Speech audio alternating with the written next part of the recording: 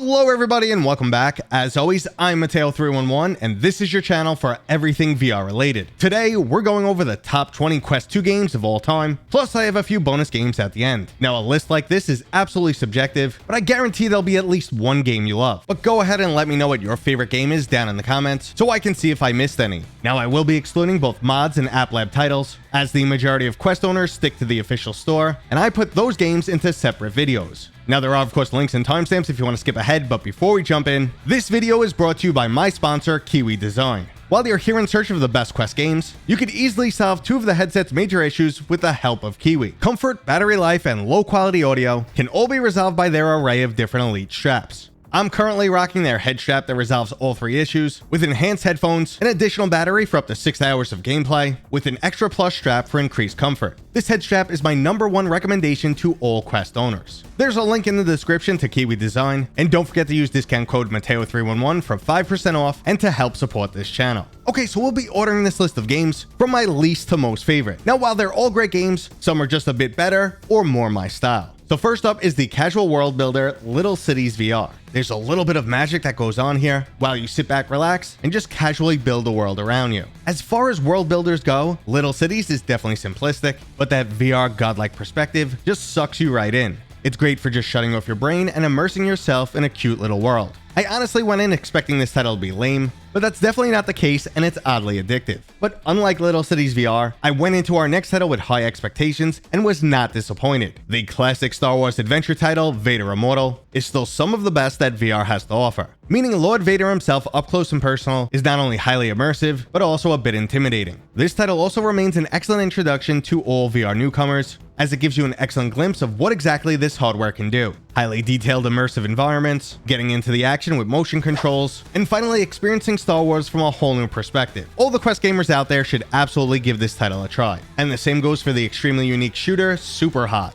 When that title originally released back on flat screen, it was already unique, but moving it to VR just brought it to a whole new level. Suddenly, those faceless enemies actually feel imposing. You feel like Neo in the Matrix dodging bullets, and shattering enemies with random things you picked up never felt so good. Overall, it's a combination of mechanics that just works fantastically well in VR. And while we're moving things from flat to VR, I'm happy to see Among Us, the ultimate game of backstabbing, has also made its way. The flat screen version was already extremely addictive, but when you move it into VR, it actually gets a little creepy, and arguing over who the imposter is now feels like a full-blown shouting match with finger pointing. There's nothing quite like stabbing one of your friends in the back and then lying to everyone else about it. Managing to convince somebody that you're not the imposter just feels so good. But if you prefer some solo action, we have Space Pirate Trainer. It's been 7 years since the original release of Space Pirate Trainer on PC VR, and it still remains my #1 wave shooter. The soundtrack pumps me up. It's surprisingly strategic as you have an array of different weapons available, plus the ability to randomly pull out a shield. The game is so easy to get into, and it's still my favorite title to introduce people to VR with. And if you want to take things to the next level, Space Pirate Trainer on the Quest has the DX mode, which is an extremely unique, full room scale multiplayer shooter. Your entire living space can be turned into its own personal battleground. Now, most of us don't have the space for this, but when you do, it's an absolutely amazing experience. Just like the quirky escape rooms from I Expect You to Die, this spy-themed slapstick adventure somehow found a way to make repeat death extremely funny. You never know if it'll be death by exploding cigar, or some other random booby trap. In between all that death is a cute little storyline, and plenty of laughter on how this game fooled you. There's currently 2 games in the series with a third on the way, which I can't wait for because it looks like all of their titles are getting progressively better and better. But if you're not into escape rooms, let's move into my favorite roguelike, Until You Fall. This neon-themed world full of monsters will have you ducking, dodging, blocking, and counter-attacking an array of different enemies. It's an extremely physical title that you won't be able to handle for long, which is okay because you're going to die quite often. Luckily though, when you rise back up, you'll be unlocking and powering up your weapons. Whatever you choose to bring into battle will have a significant impact on your playstyle and alter your special abilities. But if you prefer a roguelike that puts a bow in your hand, we have Death Unchained. This battle throughout the afterlife is extremely challenging, featuring some truly creepy enemies and some highly immersive gothic-themed environments. Now, not only will you be getting into some epic archery fights, but this game also offers up a unique mechanic where you can teleport shoot yourself around the world with your bow.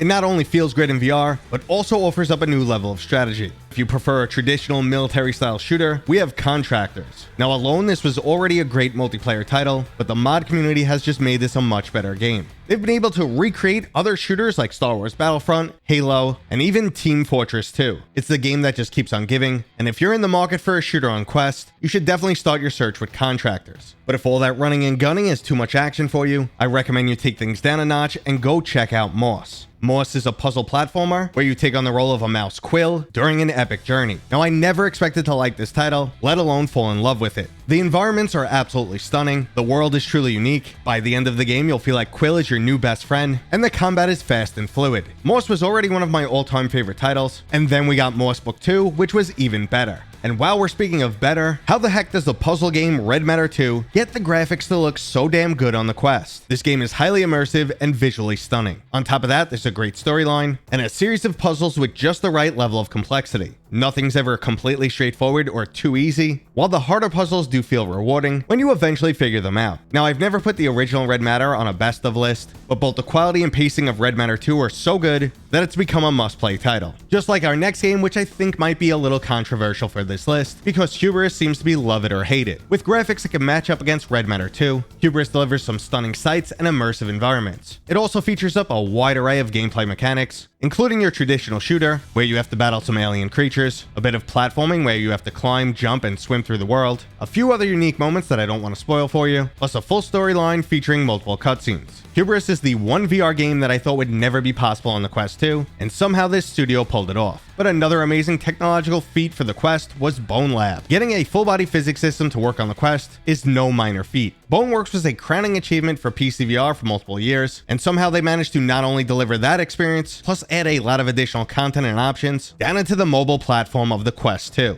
Historically, when we see this happen, it usually comes with a huge downgrade, but luckily that's just not the case here. Bonelab is the ultimate sandbox title, and if you like to fool around inside of a VR world, there's no better game. But if you prefer a bit more horror and an open world to explore, well then you have to check out Into the Radius. This shooter takes place in a terrifying post-apocalyptic world inhabited by shadow-like creatures. For those looking for a more hardcore experience, Into the Radius is perfect because every day feels like a struggle just to survive. You're constantly scrounging for materials, dealing with weapon failures and repairs, and never knowing what exactly the world out there is going to throw at you. On top of that, it can be pretty damn scary, so if you enjoy horror and want to challenge yourself and up the action, go check out Into the Radius. Now, if you enjoy that game but want a faster pace, we have After the Fall. After the Fall is VR's version of Left 4 Dead. It's an arcade-style shooter with up to 4-person co-op that'll have you mowing down hordes of frozen zombie-like creatures. It's made for a high level of replayability, as you're constantly grinding out new weapons, gear, and cosmetics across multiple difficulty levels. Vertical Games also introduced a few new game modes, and if you need a break from co-op, there's also PvP.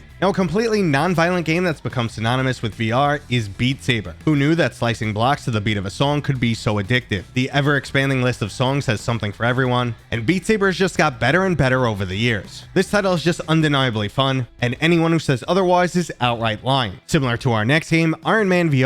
I'm sure everyone out there would love to don the armor and fly around the world. Unfortunately, that's just not going to happen in reality, so VR is the next best thing. I've played the game multiple times now, and the first level still gives me the chills. It's just an action-packed Marvel-style adventure that just really makes you feel like you are that hero. Mastering the suit and unlocking new weapons feels rewarding, there's an intriguing storyline, and this is one of VR's best use of motion controls. Even if you're not a fan of Marvel, Iron Man VR should be on your must-play list. Just like the tabletop title Demeo. Demeo is a 4-person co-op title designed to give you that classic tabletop feel. You'll take on the role of a unique hero with special abilities, battling your way through highly strategic turn-based combat. It's an extremely challenging title, so you'll need a team that works well together, and a bit of luck to make it through all of the game's dungeons. Now, when you're not mid-battle, there's also an online hangout room, and the ability to go paint your own minis. Overall, Demeo is an absolutely amazing experience, must-have for any tabletop fan. Even if you don't enjoy tabletop games, it's worth checking out, similar to how I felt about our next title. I don't like mini golf, but somehow I love Walkabout. Walkabout Mini Golf does an absolutely amazing job of simulating mini golf physics, but then takes it to a whole new level by placing you on some truly unbelievable courses. They've continued to pump out a never-ending supply of updates, with some of those newer courses being truly over the top. While it feels great in single player, it's an even better social experience. But if you prefer to play alone, you should jump into the world of The Walking Dead. The Walking Dead Saints and Sinners is another title I never expected to make its way onto the Quest. The physical physics-based collision in the melee combat feels pretty damn awesome, and because of this, taking out zombies never gets old. Now, not only does this game deliver some of the best melee combat, but there's also a full campaign storyline, plenty of weapons to craft and upgrade, and pretty much everything you could ask for in a horror title, and it's still outdone by our next game, Resident Evil 4. At this point in time, the game itself feels like a zombie, which has been resurrected on multiple different platforms. Luckily though, the best one yet has been VR. This classic third-person flat-screen shooter translated phenomenally well into a first-person perspective. It's to the point where it feels like a brand new game, and it's pretty unbelievable how this 18-year-old title can still be so good. Okay, so that right there was our top 20 Quest 2 games, but we're not done just yet. Before I get into a couple free bonus games, let me know down in the comments if I missed your favorite game, or if I added something onto today's list that had no business being there. Now, these next 4 games could have easily made it onto the top 20 list, but I excluded them not only because they're great, but also because they're 100% free.